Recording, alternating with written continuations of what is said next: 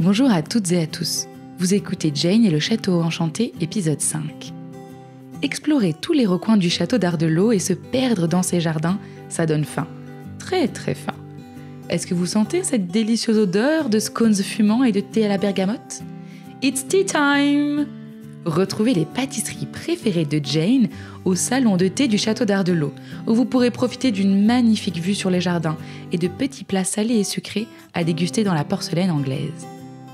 Pour découvrir le salon de thé du château et finir votre visite par une touche gourmande, rendez-vous sur www.château-ardelot.fr. Bonne écoute!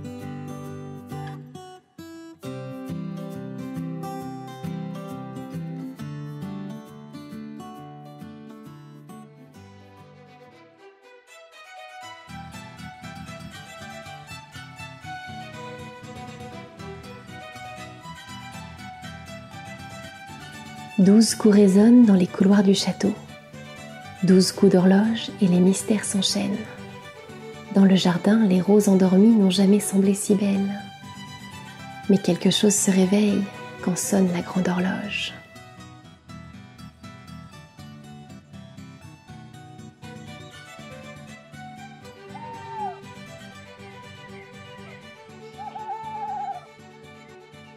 Ce soir-là, dans son lit, Jane se tourne et se retourne. Elle a l'impression d'étouffer sous les épais draps de coton. Elle finit par s'asseoir dans son lit. Bon, récapitulons toutes les choses bizarres qui se sont produites depuis que nous sommes arrivés dans ce château.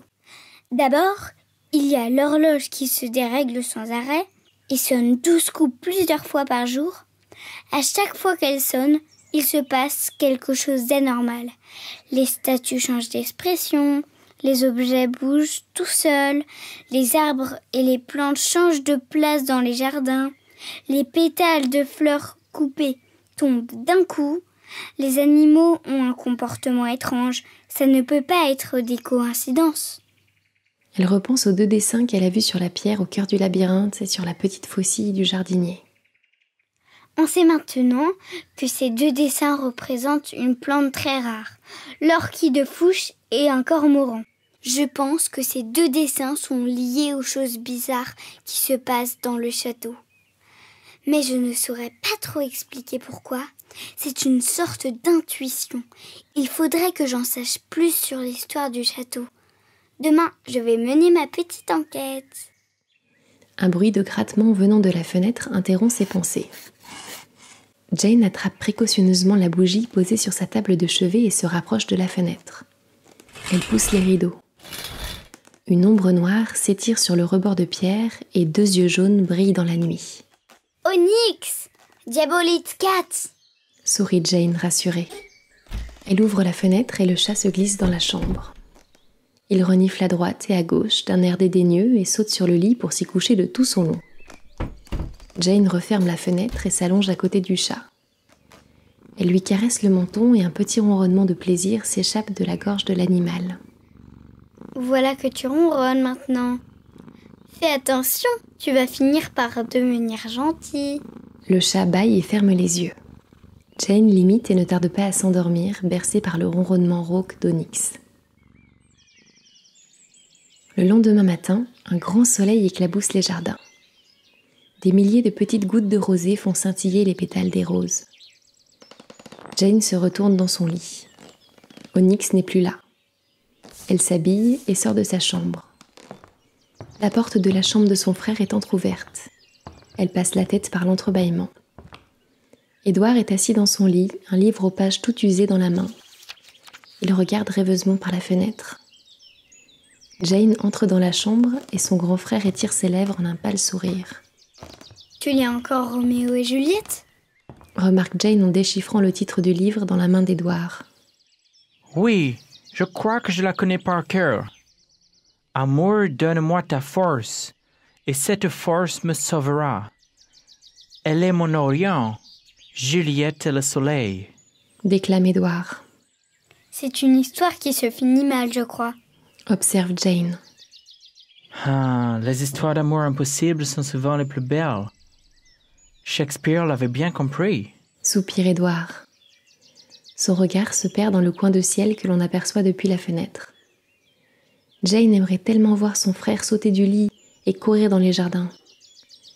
Elle pensait que l'air de la mer l'aiderait à se sentir mieux, mais il a l'air de plus en plus malade. Édouard tire une enveloppe de sa table de chevet. « Tiens, au fait, si tu croises Abigail, est-ce que tu peux lui donner cette lettre ?» demande-t-il d'un air détaché. Mais Jane a comme l'impression qu'il est un peu moins pâle que tout à l'heure. Oui, bien sûr, je vais lui apporter. C'est simplement des petites instructions concernant Pearl, ma jument. Précise Édouard en bégayant un peu. Jane hoche la tête et prend la lettre. Son frère l'embrasse sur la joue et elle sort de la chambre. Dans la salle à manger du château, Lord et Lady Clark sont en train de prendre le petit déjeuner. Hey Jane, bonjour sweetie. Comment avez-vous dormi? Lui demande Lord Clark. Jane regarde son père. Il a l'air un peu anxieux. Il n'a pas touché à son assiette de porridge et son veston est boutonné de travers. Il agite nerveusement son journal sans même le lire. Lady Clark, elle, semble imperturbable et boit sa tasse de thé le plus calmement du monde. « Très bien, je vous remercie. » répond Jane. À cet instant, une idée lui traverse l'esprit. « J'ai pensé à quelque chose. Et si nous organisions une représentation de théâtre pour Édouard, nous pourrions faire venir des comédiens et des comédiennes qui joueraient une pièce de Shakespeare, comme Roméo et Juliette par exemple. Ça pourrait lui changer les idées. » Lord Clark bondit sur sa chaise et se précipite pour prendre sa fille dans ses bras, renversant au passage la moitié de la théière. « Jane, you are genius, mon enfant. Un spectacle, c'est exactement ce qu'il nous faut pour chasser les fantômes. » Tout à coup, son visage se fige et un immense sourire se dessine sur ses lèvres. Ou alors une gigantesque party. Mais oui, une fête avec de la musique, une troupe qui jouerait de la comédie, fireworks, des feux d'artifice dans les jardins, un bal dans la salle de réception et une immense buffet français avec a lot of choux à la crème aussi, et du champagne, of course. Allons, Charles, voyons, calmez-vous, le sermonne Lady Clark en essuyant une tache de thé sur sa robe. Lord Clark s'agenouille devant elle et lui fait une révérence. M'accorderiez-vous cette danse, ma tendre épouse? Et il se met à tourbillonner, le col s'échappant de sa chemise. « Please, mère, dites oui. » la presse Jane. Lady Clark cache un demi-sourire derrière un petit soupir. « Ai-je vraiment le choix ? Bon, c'est d'accord pour une fête, mais dans la limite du raisonnable. » Jane et Lord Clark sautent de joie. Of course, my dear. Je vais tout organiser. Nous allons inviter tous nos amis de Londres. Aussi, des Français, évidemment. William, Maria, come here, please. Nous allons faire une grande fête.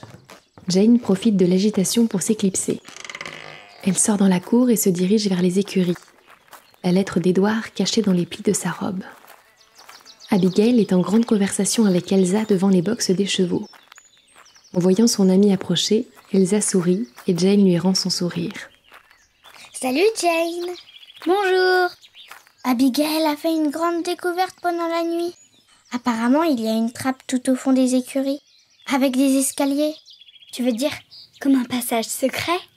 Elsa hoche la tête, les yeux brillants. Elle était recouverte par une botte de paille. Je ne l'avais pas vue. Je l'ai soulevée et il y a de vieux escaliers en pierre qui descendent. Et beaucoup de toiles d'araignée. « Allons voir ça !» propose Jane. En passant près d'Abigail, elle sort la lettre d'Édouard et lui glisse dans la main. « Ah, c'est pour vous, de la part de mon frère. » Abigail rougit un peu et bredouille un merci tremblant. Elle s'empresse de ranger la lettre dans la poche de sa veste. Jane trouve que décidément, son frère et Abigail font bien des mystères pour une histoire de jument. Abigail les entraîne vers le fond des écuries. Les chevaux et les juments piaffent sur leur passage. Abigail ouvre un petit box. Il fait sombre et une épaisse couche de poussière recouvre le sol. Tout au fond du box, Jane aperçoit une petite dalle surmontée d'une trappe en bois. « C'est là !» souffle Abigail en leur tendant une bougie. Jane et Elsa se mettent à deux pour soulever la trappe. Celle-ci s'ouvre dans un grincement. Un nuage de poussière et de paille retombe. Des escaliers en pierre s'enfoncent dans les profondeurs du sol. Jane regarde Elsa et celle-ci hoche la tête. « Bien sûr que je viens avec toi !» souffle-t-elle. Alors, Jane commence à descendre les marches. Elles avancent à la lueur de la bougie dans un long couloir. « Où est-ce que tu crois que ce passage secret va nous emmener ?» demande Elsa. Difficile à dire. J'ai l'impression que l'on passe sous la cour et que l'on se dirige vers l'aile droite du château. Mais je ne suis pas sûre. Dis Elsa, est-ce que tu connais un petit peu l'histoire du château ? Interroge Jane. Non, pas vraiment.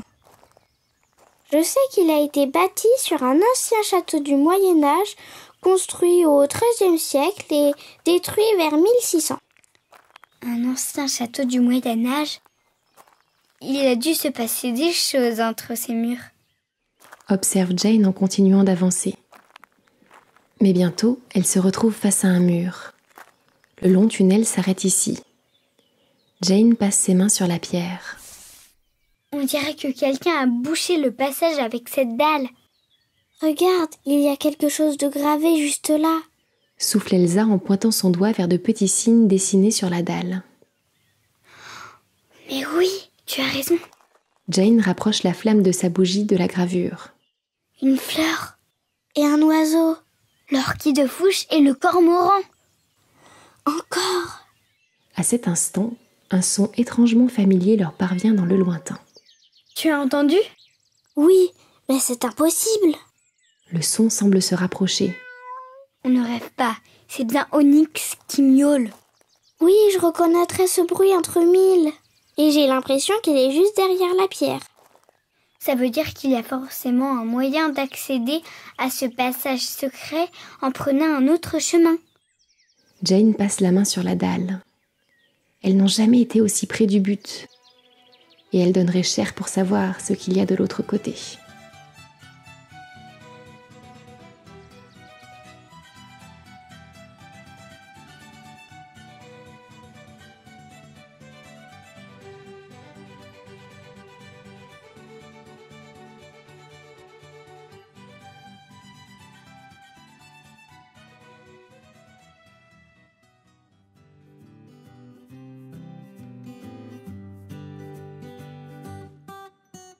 Vous venez d'écouter une histoire d'Envolée Conté, une création originale écrite par Lucille Petit. Pour nous soutenir, mettez-nous 5 étoiles sur Apple Podcast et retrouvez-nous sur Instagram à @envoléconté. À très vite!